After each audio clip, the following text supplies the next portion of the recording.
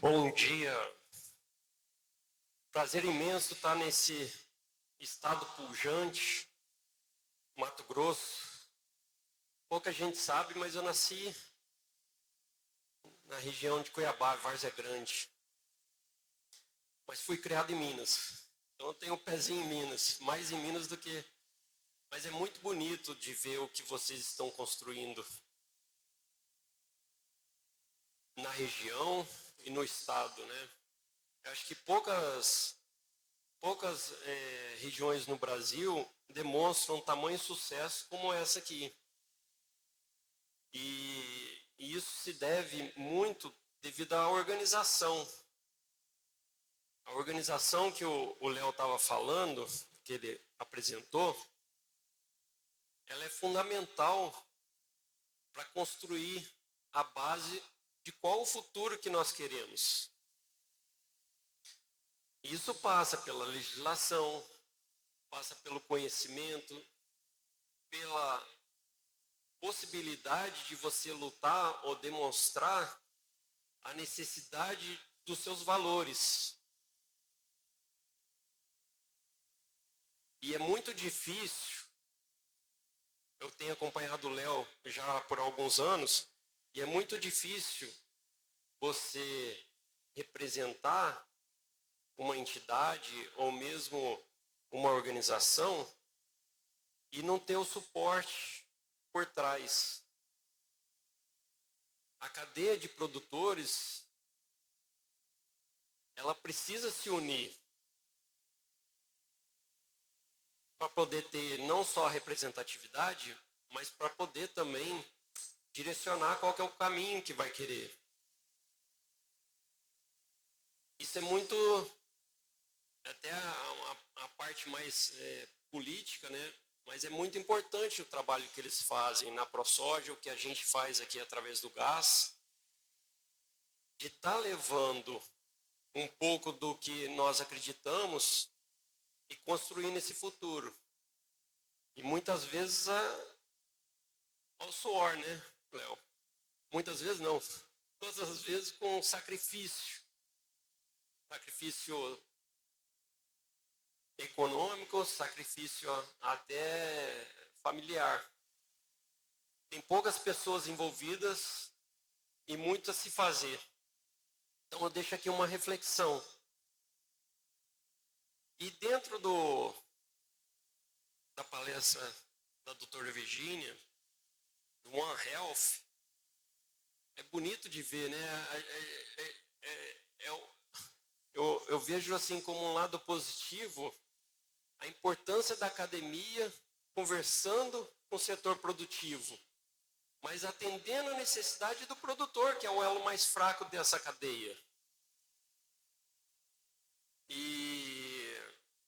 E aí a gente vê, né, como que é importante a parte da ciência. Eu fiz a minha carreira na parte acadêmica e venho adentrando na parte privada agora, mas eu vejo essa necessidade de dar uma comunicação perto, próxima, né, da academia com as demandas que o campo tem.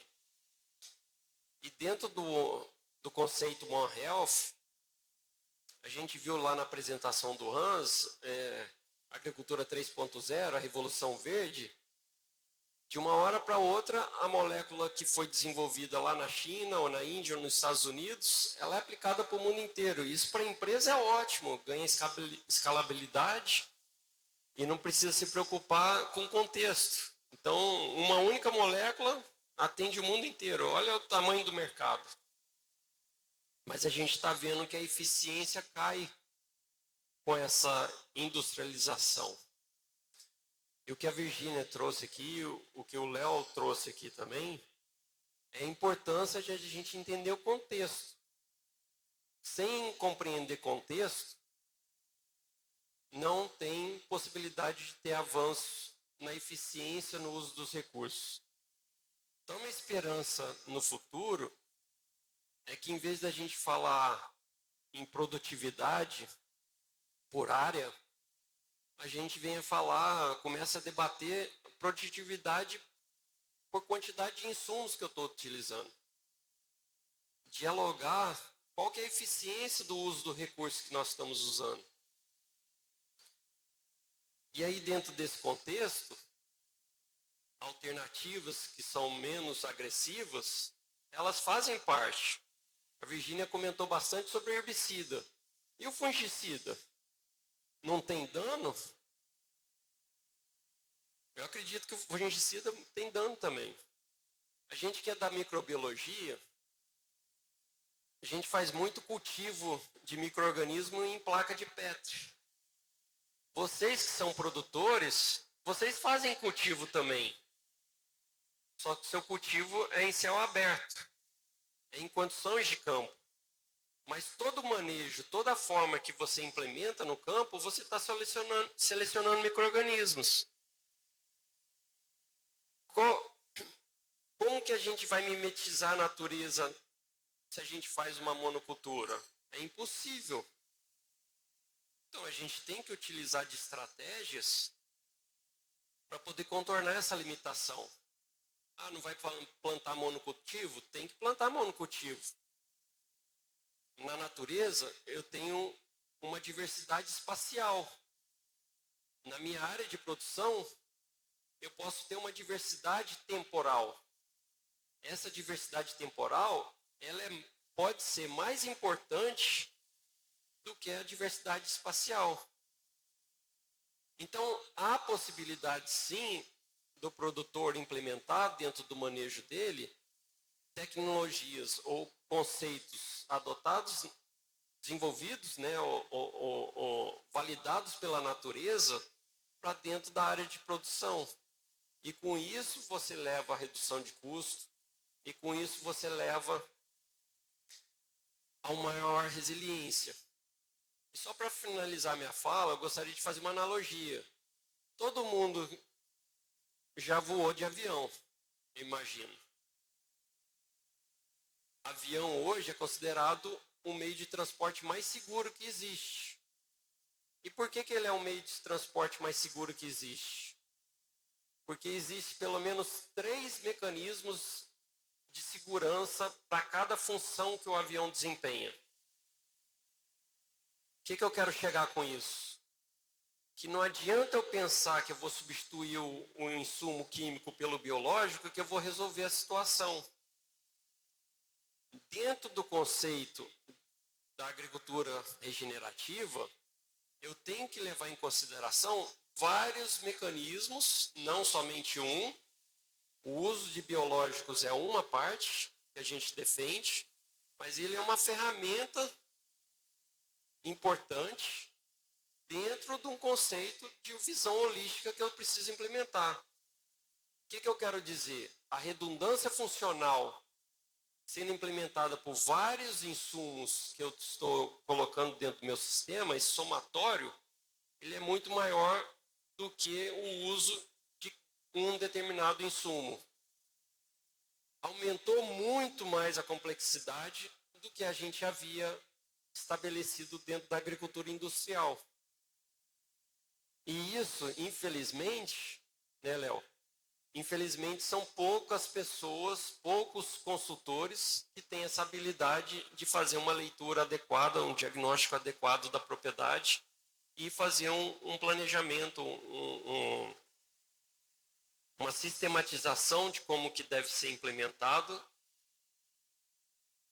Por ser, muitas das práticas, por ter efeito residual mais longo, ela leva sim a redução de custo. Mas essa redução, ela vem com o tempo, ela não ocorre no primeiro ano. Então é um processo. A gente está falando aqui de substituir uma agricultura de uso de insumos por uma agricultura de processos. Então eu gostaria, só aproveitei um momento para fazer uma reflexão, mas eu gostaria de abrir. Se alguém tiver alguma pergunta, puder levantar a mão para os nossos palestrantes. Desculpa. Obrigado, Maurício. A respeito desse gráfico, eu recebi esse paper agora do Éder Martins, e ele mostra justamente qual que é qual que é a contribuição do produtor dentro da cadeia do agro. Então, do lado esquerdo ali, está mostrando a China, não tem tanta importância, mas o do meio aqui seria os países produtores do norte, e do meu lado esquerdo, na minha mão esquerda aqui, na mão direita para vocês, os produtores dos países sul. Vejam que quanto mais industrializado é o alimento que chega ao consumidor final, menor é a contribuição, a participação da fazenda, né, o valor que o produtor recebe. Olha que nós na região sul, a gente tem muito mais valor, porque a gente come mais produto, menos industrializado. E aí, dentro desse contexto, né, é uma das, ainda dentro do One Health, né, a gente vê que quanto maior é a adição de insumos, a forma de produção, ela é importante para gerar não só a saúde humana, mas a saúde do meio ambiente. E aí, o produtor tem que começar a ser valorizado pelo modelo que ele está criando. É um novo modelo que a gente está criando. Aí, Hans, eu faço até uma crítica, né? A indústria tem que começar a reconhecer que se não tiver se a gente não tiver um bom leite, a gente não consegue fazer um bom produto. E a contribuição do produtor, ela tem que ser valorizada dentro desse contexto, né? Não adianta eu pegar um leite que já está em processo de coalhada, já tá entrando em estado, e querer fazer um queijo com ele. Tem que pegar um leite mais fresco possível, e aí sim eu consigo fazer um bom produto.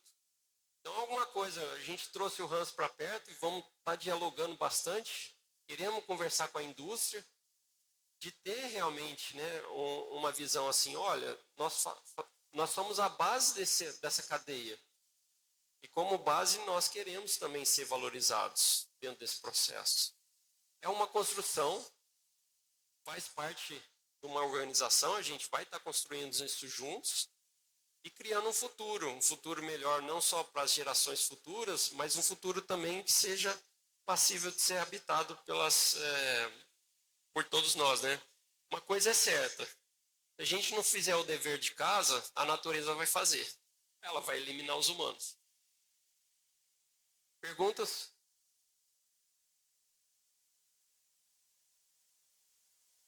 Eu tenho. Doutora Virginia, dentro desse contexto One Health, a gente está começando a perceber agora, está sendo atrelado a diagnóstico de doenças autoimunes devido ao sistema do trato digestório da pessoa. Como que você vê a importância da alimentação, né? Qual é a contribuição da alimentação para a saúde humana? Só fazer uma observação. Muitos acreditam que tem só um cérebro.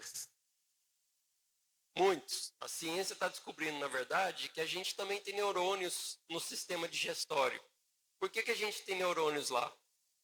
Tem outras coisas acontecendo, tem algumas pessoas, na verdade, que são mais guiadas pelo estômago do que pelo cérebro, né? São impulsivos. Mas a gente está percebendo, na verdade, que existe comunicação também na parte do intestino digestório. Então, gostaria de fazer essa pergunta. Opa, vou dividir minha resposta.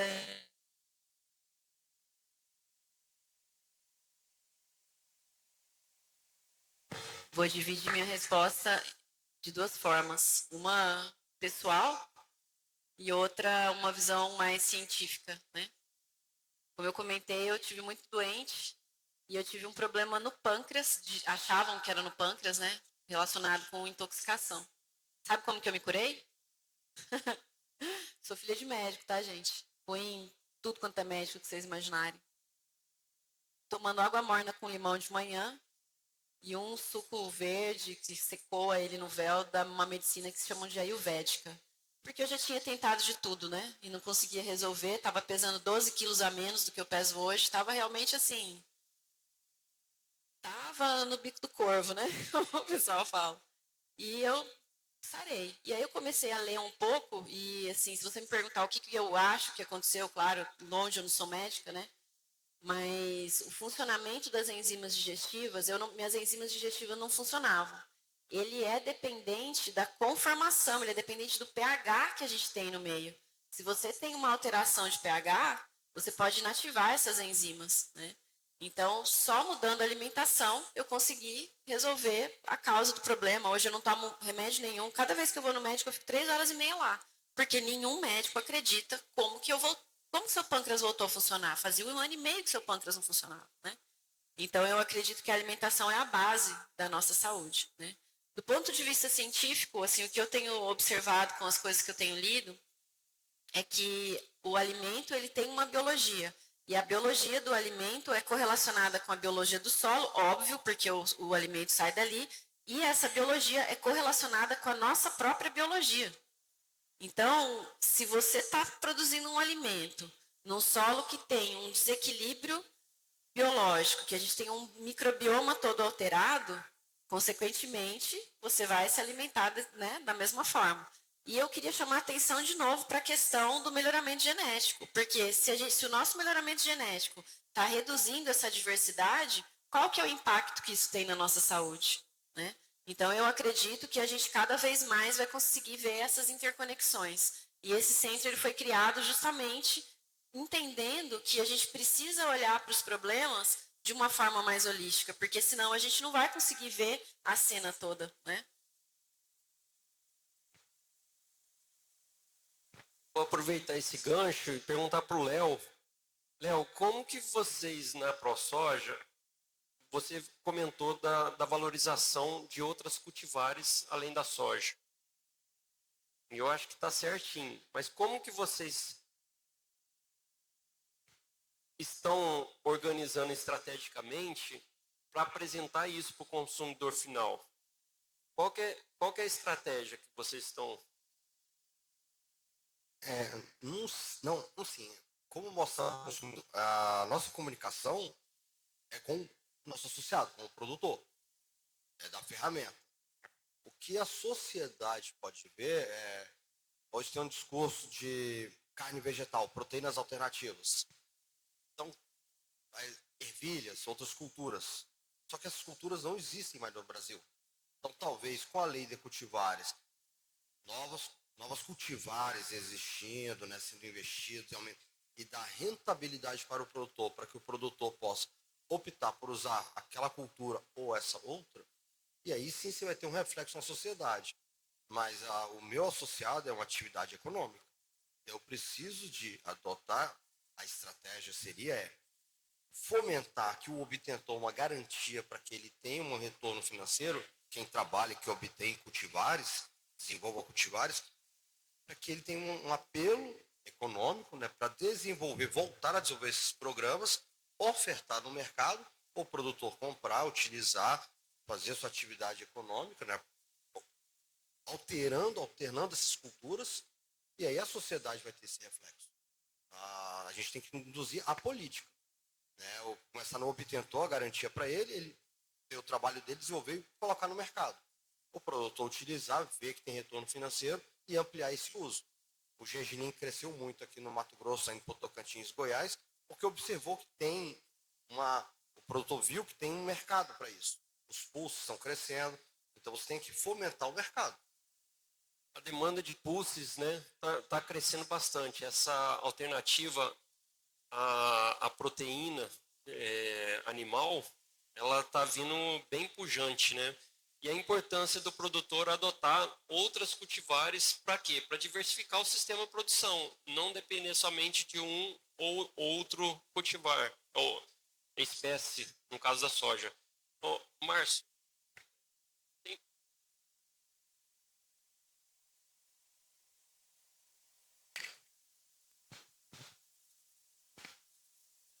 Bom dia. Agradecer a apresentação de vocês e minha pergunta vai para o Brauna. Eu sei que vocês estão vendo coisas para o futuro de novas culturas, mas nós temos que prestar atenção no presente e no passado. A soja foi a locomotiva do Mato Grosso. Eu queria saber, primeiro, dizer que a lei de proteção de cultivares existe e é só aplicá-la. Eu não creio que ela precisa ser modificada, porque o produtor hoje já é penalizado em fazer a semente para uso próprio. Não creio que seja essa modificação da lei que vai fazer com que novas cultivares de gergelim ou algo assim venham a se tornar com mais oferta para o produtor ou alguma cultura. E sim que isso pode ser um tiro no pé para o produtor não ter a possibilidade de multiplicar a semente própria. Em termos de soja, fala-se tanto de soberania e eu vi nos últimos 30 anos nós perdemos a soberania, porque hoje nós estamos com domínio de poucas empresas para fornecer um germoplasma único para todos. Então, o que a ProSoja tem feito para forçar as empresas, tipo Embrapa, as empresas públicas, a fornecer germoplasma que sejam divergentes para o produtor, para ele ter a opção de escolha, porque hoje a Embrapa consome um montão de recursos na parte de melhoramento genético de soja. Se você for pegar das 10 principais cultivares de soja, quais são da Embrapa? Não tem. Então, o que a ProSoja tem feito para forçar os políticos a fazer com que a empresa pública se preste a fornecer algo para o público, o produtor? Porque hoje nós estamos falhando nesse sentido. Nós estamos ficando altamente dependentes dos royalties das multinacionais. Existe aí ações da ProSoja contra as empresas para recuperar esses royalties, e isso aí não movimenta, porque a gente sabe como é a força jurídica no país. Então, qual o movimento que tem sido feito para voltar essa soberania para dentro e falar assim, nós temos diversidade genética, a Embrapa está fornecendo material, a Emater está fornecendo material, o IAC está fornecendo material, e não ficar na mão de poucas multinacionais e a gente seguir pagando royalties abusivos como estão pagando. Vamos pegar Toshine, vende mais que é fresquinho, e fresquinho vende mais. Você mesmo falou, a semente salva. Como não existe uma garantia do obtentor no retorno financeiro dele, seja semente salva ou certificada, vamos dar um exemplo de suporte. Eu sou o obtentor. Como eu não tenho essa garantia, o que eu fiz? Eu fiz um contrato com a Monsanto, me dá o seu trait. Eu incorporava meu material, ela recebia na certificado ou na moeda, na semente salva que fosse, e aí ela me dava uma parte. Ela verticalizou o sistema. Todo mundo passou, todas as cultivares passaram a ter os traits das multinacionais, e quem não tinha acordo com elas foram sendo compradas, foram sendo fechadas. Então, talvez se a gente tivesse garantido o direito do obtentor há 20 anos, não teria tido um monopólio, a verticalização de uma empresa no país. Empresas pequenas que não tiveram um acordo foram excluídas do mercado. Quem tinha acordo excluiu. Por isso. Então, talvez essa garantia agora pode ser que comece a reverter, visto que os prazos de patente vão aí está acabando, o processo tem acompanhado. Então, está acabando e vai perder. Se ela não entrar com novos materiais, ou se a gente tirar o atrativo dela, dessa garantia, e eu dessa garantia ao obtentor, ele pode não precisar de fazer aquele acordo lá. Que era o Monsoy Multiplica. Ela fazia acordo uma ponta e na outra. Ela verticalizou o sistema e todo mundo ficou dentro dela. Mesma coisa que foi para o milho, aconteceu com as culturas. Como o feijão, os outros não tinham, foram sendo esquecidas. O Instituto Agronômico de Campinas, a Embrapa, você falou, eu sempre falo que a Embrapa é igual a Vera Fischer, ela vive do passado dela. A Embrapa falta muita coisa. Só que até para a Embrapa, é muito mais fácil ela fazer um contrato hoje com a Bayer e garantir o material e garantir uma participação dos royalties capturado pela empresa pela patente, do que ela tentar desenvolver uma tecnologia própria, porque ela não tem retorno financeiro depois. E se ela não tiver retorno financeiro, como ela vai colocar novos cultivares no mercado? Então hoje a gente começa a dar uns passos atrás e começar a dar garantia, porque é um negócio. Eu tenho o meu negócio, você tem o seu, cada um tem o seu. Se um não tiver algo, a cadeia começa a falhar. E aí quem tem mais dinheiro faz o acordo. E o que aconteceu no Brasil? Todas as empresas de cultivares do Brasil de soja fizeram acordo com a Monsanto. Todo mundo tinha o mesmo material. Você foi sendo retirado o direito do produtor de escolha de não obter material que não fosse através com o genoma da biotech da Monsanto, agora a Bayer. A ProSoja, né? Tem o Instituto Soja Livre. Está tentando desenvolver material que o Soja Livre dá uma opção de escolha para o produtor. Então, assim, ou a gente começa a pensar ao contrário, ou se a gente ficar olhando com o mesmo filme de agora, daqui a 10 anos vai continuar a mesma coisa. Por isso é a vontade de querer alterar a lei e quem sabe um futuro novo. Me autoriza a discordar de você, eu já fui obtentor. Eu já fui obtentor. A lei de proteção de cultivar funciona, o que atrapalhava era a semente pirata. Eu já fui obtentor e assim, o que eu vejo não é isso.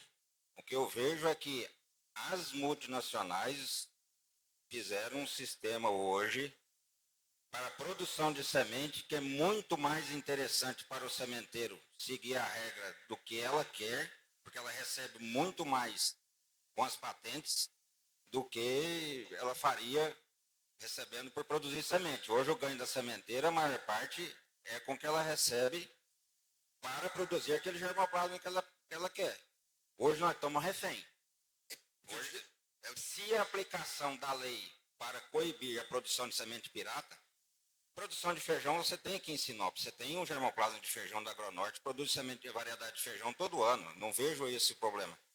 O problema nosso é outro, o lobby em Brasília é muito grande e o produtor, não existe bancada ruralista que defenda o produtor, não existe isso aí é uma... Hoje o domínio da multinacional para que o sementeiro produza o que ela quer e não o que o produtor precisa é muito maior. O que a transgenia resolveu para nós hoje? Nós temos algodão transgênico que se faz 30, 35 aplicações. Nós temos uma soja transgênica que nós já estamos com 16 aplicações. Então, qual a vantagem de se pagar royalties de uma planta de milho, que eu pago R$1.000 um saco de milho e faço 8 aplicações para a lagarta? E eu não vejo movimento político, nenhum movimento para ajudar nada nesse sentido. Então, novas leis não vão funcionar nada. O problema nosso hoje é o cartel que está envolvido nisso aí. Desculpa o desabafo, eu já fui obtentor, eu sei como funciona. Não é nova lei que vai resolver o problema. A ProSoja que tome cuidado para ela não se tornar um cavalo de Troia e colocar gente dentro que vai jogar contra o produtor. Desculpa o desabafo, é mais ou menos. Eu respeito a opinião. O que acontece? Se a gente pensar que novas leis, igual da bancada ruralista que não trabalha, a lei de bioinsumos nunca teria saído. Se você, no sistema, a CropLife, que é as multinacionais, foi totalmente, o tempo inteiro, contrário à legislação. E a bancada ruralista comprou. E ficou do lado dos produtores. E saiu. A lei de cultivares, em 2015, quando tentou ser alterada, foi a mesma coisa. E aí as empresas bancaram, morreu. Agora voltou e os produtores vão. Não é à toa que a única empresa que está indo contra é a Bayer. A Abrazen fez uma assembleia agora, a única empresa que votou contra foi a Prosmate e a Bayer, que votaram contra a lei, a alteração da lei. Todos os outros setores que fazem parte também da Abrazen, Associação Brasileira de Sementes, votaram a favor. Quem votou foi a Bayer. Pessoal, Então, hoje o problema é a Bayer que está por trás. E aí ela está fazendo um discurso que isso vai onerar o produtor rural e não vai... Porque do jeito que está o sistema hoje, está ótimo para ela. Ela fez um monopólio. Agora, se você colocar qualquer locomotiva a mais, um trilho a mais, e der diversificação e botar players diferentes, esse monopólio pode cair. E aí esse é o medo. Porque para ela está muito confortável. Ela está tranquila. Quando você altera a regra, aí que... Opa, se você vê quem que é o mais tranquilo, está reclamando da alteração, então pode ser que a alteração seja boa. Você tem que ver quem está criticando. Quem mais criticou e foi para a imprensa falar mal foi a própria Bayer. Em todos os setores, em todas as entidades que ela constituiu, ela ficou contra. E se posiciona contra a lei. É a única. Porque do jeito que está hoje, ela está ótima. pessoal, vou deixar para continuar o debate no intervalo. Tem mais 2 perguntas a serem feitas. Eu vou pedir uma consideração. Faça somente a pergunta, não façam a introdução, para a gente economizar tempo aqui e manter o cronograma do evento, por favor. Bom dia. Na verdade, eu queria trazer mais uma colaboração aí para o conceito de One Health. Eu sou médica, não tenho fazenda, não sou produtora, mas eu sou curiosa, então estou aqui. Porque esse é um assunto que realmente me traz muito prazer conhecer, saber como estão pensando a produção dos alimentos de agora em diante. E o que a gente observa na medicina é um aumento muito grande das doenças, de uma forma em geral. Nós estamos assustados, eu sou de Limeira, trabalho no Hospital Unimed de lá, e nós estamos assustados com a quantidade de câncer em indivíduos jovens ali na região. A minha propriedade é uma chácara de meio hectare na região de Jaú, em Torrinha, e Torrinha é uma cidade que fica ali com muita cana ao redor. E o tanto de pacientes com doenças oncológicas numa cidade de 12 mil habitantes assusta também. Então, sim, eu acho que a saúde dos humanos começa no solo. E queria realmente trazer essa validação, enquanto médica, para tudo que você nos disse hoje na sua palestra. Seu nome é? Rita. Rita, só um dado importante. Fizeram um levantamento coletando amostra de mel e descobriram que a gente tem glifosato em todo lugar, infelizmente. Mas no mel, descobriram que no mel, a única região no país que ainda não tem conteúdo de glifosato, não tem traços de glifosato, é na região nordeste. O restante do país, a gente está consumindo mel. É triste falar isso, mas crianças com 5 meses de idade já encontram traços de glifosato, ou seja, vem do leite materno. Infelizmente está esparramado. É uma das coisas prejudiciais da indústria, né, da agricultura industrial. Vamos tentar reverter isso. Mais alguma pergunta? Maurício. Obrigado, viu, Rita? Seja bem-vinda.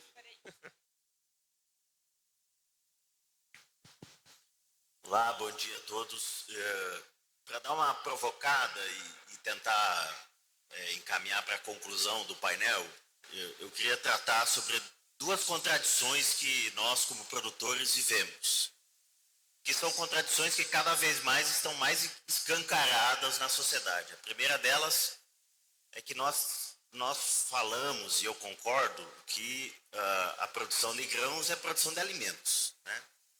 Os produtores de soja, de milho e outros grãos produzem alimentos. Concordo com essa teoria. No entanto, alguns acham que não, né? Que são commodities que vão para exportadas, enfim, não são necessariamente alimentos, considerados como alimentos. E essa produção de commodities, ela causa nos agricultores uma certa desresponsabilização com o fim.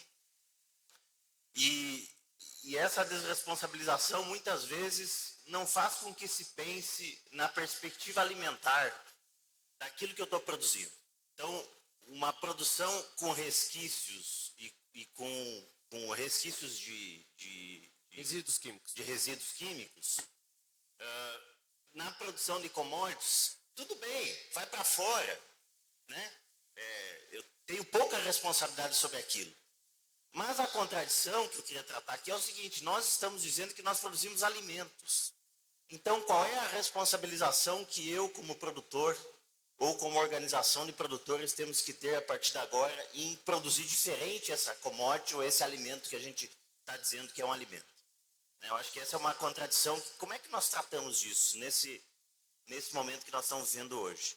No movimento da agricultura regenerativa, a gente tenta fazer isso, né? Mas como é que nós podemos fazer isso de uma forma mais intensa enquanto a ProSoja, enquanto gás?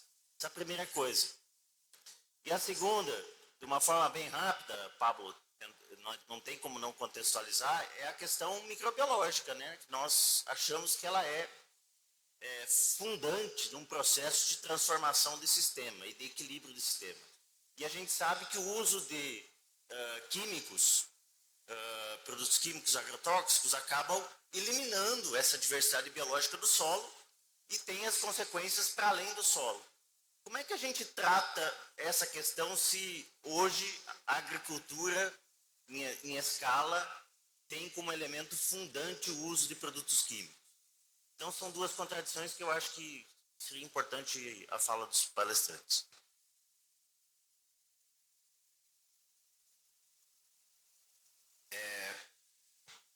Primeiro, da responsabilidade.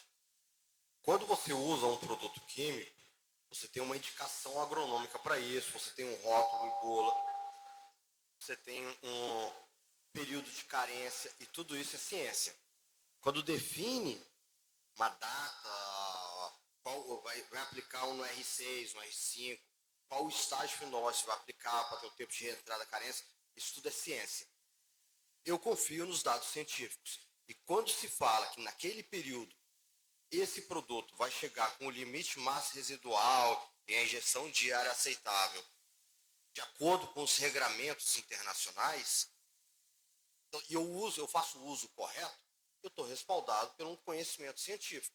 Então, a responsabilidade do produtor vai estar ele usar de forma correta, ele usar no tempo certo, ele usar o período de carência correto, conforme está no rótulo e bula, prescrição do engenheiro agrônomo. Então, assim, a responsabilidade, porque como eu confio na ciência, essa responsabilidade é compartilhada. O proprietário, o dono, a empresa que é dona do produto, quando registrou no Ministério e fez avaliação pelos órgãos, estabeleceu um protocolo de segurança. Então, se você utilizar aquele protocolo, você está dentro do sistema. Então, a responsabilidade se dá pela legalidade das coisas. Agora, se você usar fora de bula, não respeitar os períodos de carência e isso gerar um resíduo, então o problema não sei se está no produto ou no uso. É igual eu brinco. Você pega o filho no sofá da sala, a culpa é do sofá? Está namorando lá? Não, não é. É o uso errado. Então você saber usar as coisas certas. O carro não causa acidente. Todo dia tem alguém sendo atropelado. Né? Por isso você vai proibir carro na rua. Você tem que criar regras. Você cumprir as regras. E aí o trânsito funciona. Então, assim, a responsabilidade se dá pela legalidade dos atos. E outro, você falou do uso e da mortalidade. Tá? A gente usa pesticidas aqui. A gente é um país tropical. Nós, durante 30 anos, 40 anos, fomos adaptando e modernizando. Quando a Embrapa, lá, o finado Paulinelli, mandou os pesquisadores para fora para aprender e trazer a tecnologia, a gente foi adaptando. O plantio direto foi sendo criado. Mesmo a Embrapa, naquela época, era contra. Mas a gente foi desenvolvendo. E foi desenvolvendo como no resto do mundo, à base de produtos químicos. Só que a gente foi também alterando paulatinamente, independente de legislação, o produtor sempre utilizou também insumos biológicos. A gente começou com o plantio direto e manter essa palhada, aumenta o perfil de matéria orgânica no solo. Então foram práticas independentes do uso dos químicos, a gente continuou. Por isso que a gente fez uma agricultura diferente no mundo. E hoje o mundo tenta copiar a agricultura, os modelos brasileiros, os países temperados, copiando aqui o jeito tupiniquim de produzir. Então, embora a gente adote produtos químicos, quando você pega na regra mundial, nós temos os menores percentuais em relação ao resto do mundo. Você pega no FAO-STAT, que faz os controles de pesticidas no mundo, a menor área, quilo defensivo por hectare é a do Brasil. Dos grandes, o Brasil é o menor, porque a gente tem um sistema diferente aqui dentro. E alta produtividade. É à toa que a gente produz, vamos botar aí, talvez a gente tem 3, 4% do território agrícola do mundo.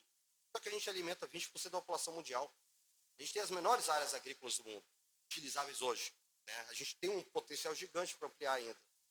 Se pegar no globo, a gente tem 3, 4% das áreas e produz 20% dos alimentos.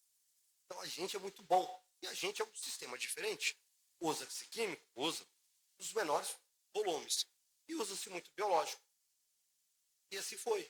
Então, falar que o produtor rural brasileiro não é responsável? Não, é. Por causa desse esforço que a gente fez, é que fez a gente ser o que é. O gigante mesmo do mundo dos alimentos. Léo, eu gostaria de complementar, se for possível, a resposta do Léo. É muito importante. Hoje, o estado da arte, a gente está considerado responsável. A gente sabe que existe, sim, às vezes, a possibilidade de uma determinada molécula causar dano, assim como hoje a gente olha para o Teflon e fala assim, olha, não adianta ter Teflon na panela que vai causar câncer. Quem um dia, hoje, né, na concepção de hoje, quem um dia vai utilizar uma panela com Teflon sabendo que aquilo lá tem a possibilidade de causar câncer? Mas atrás, 30 anos atrás, era um antiaderente que funcionava para a dona de casa, né? Resolvia. Então, eu acredito que a evolução da tecnologia vai permitir a gente utilizar insumos cada vez mais assertivos, que sejam para atingir o alvo, né, o objetivo, e menos agressivos ao meio ambiente. É isso que a gente está buscando no processo. Eu acho que eu tenho uma visão bem diferente, né, da sua. Primeira questão que eu acho que a gente tem que lembrar é o seguinte: o Brasil é um país enorme, então não tem justiça em falar em quantidade de quilos por hectare de produto comparando com a França. Tem sentido, comparando com a Itália, tem sentido, né? Mas quando a gente olha as quantidades utilizadas em quilos por hectare na região de Goiás e na região do Mato Grosso, a gente perde para pouquíssimos lugares no mundo, tá? Então, o que se usa aqui é muito. É que a questão é que a média brasileira, ela entra com estados que têm uma utilização muito mais baixa. Mas quando a gente pega o que a gente usa aqui, a gente está muito longe de fazer uma redução, de ter uma redução expressiva, né, do meu ponto de vista. Uma outra questão que eu gostaria de colocar é essa questão da segurança, né? Os testes, eles são feitos, mas eles são feitos, o que é exigido pelos órgãos que balizam essas questões é muito menos do que o que a gente precisaria. Então, eu mostrei aqui vários dados de solos. Vou contar uma coisa para vocês. O de Closulã, por exemplo, que é o Spider. O Spider, ele pode ficar ativo num solo por 10 dias, mas tem solo que ele fica ativo por 500 dias. Então, efeito residual, impacto no ambiente é completamente dependente do sistema onde você está inserindo. A gente precisa adquirir um novo olhar, a gente precisa introduzir novos elementos para fazer essas predições. Eu acho que existe um erro muito grande aí, né? E essa questão que você coloca de que a gente está produzindo commodities, não está produzindo alimento, mas a soja serve para alimentar quem? O que a gente faz com a soja? Para onde que ela vai? Né? Então, no final, isso chega na gente da mesma forma. Então, eu acho que isso e é isso também que o conceito de One Health vem para trazer para a gente, essa consciência de que é toda uma cadeia.